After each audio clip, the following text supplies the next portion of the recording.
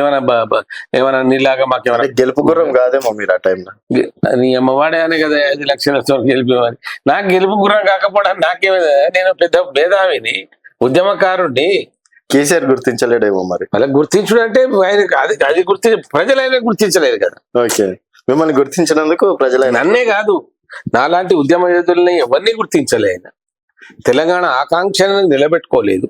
ఇప్పుడు తెలంగాణ పెద్ద ద్రోహులు వాళ్ళు. ఓకే, ఇప్పుడు ఆ కుటుంబం పెద్ద ద్రోహులు. ఆ ద్రోహులంతా నా మైబాదే పోతారు. మళ్ళీ ఏందో ఆ మైబాద్కి ఏం రాసి ఉందో ద్రోహులంతా అక్కడికే పోతారు. ఎందుకు పోతున్నారు? ఎట్లా ద్రోహులు అంటాం?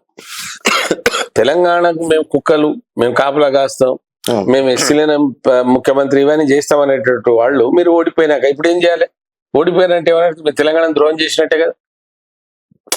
తెలంగాణ ప్రజలు మిమ్మల్ని దూరం కొట్టినంటే మీరు తెలంగాణ ద్రోహం చేస్తేనే దూరం కొట్టి, అందుకోసం నేను తెలంగాణ ద్రోహులు అంటున్నా. ఇప్పుడు పెద్ద ద్రోహులు వాళ్ళనే చూస్తున్నారు, ఆంధ్రోళన కాదు. ఇప్పుడు తెలంగాణ ఇక్కడ ద్రోహులు ఎవరంటే కేసీఆర్ కుటుంబం. ఏమైంది? హరీష్ రావు కేటీఆర్ కంటే చెడిపోయినా ఎక్కడ ఉంటాడు చెప్పు? ఏంది ఈ వారసత్వాలు ఏంటి, ఈ పెత్తనాలు ఏంటి, ఇది పనిచేసేటోళ్ళకి గౌరవం ఉండకపోవడం ఏంది? అందుకోసం వాళ్ళకి ఆ గతి పట్టింది. ఇక్కడ ప్రధానంగా అంటే బీఆర్ఎస్ విమర్శిస్తుంది ఏంటంటే రేవంత్ మోడీ ఒకటే అని చెప్పేసి. నిజంగా ఒకటే అని చెప్పేసి అనుకోవచ్చా? కేవలం రేవంత్, కాంగ్రెస్ పార్టీ కాదు, రేవంత్ రెడ్డి మోడీ ఒకటే.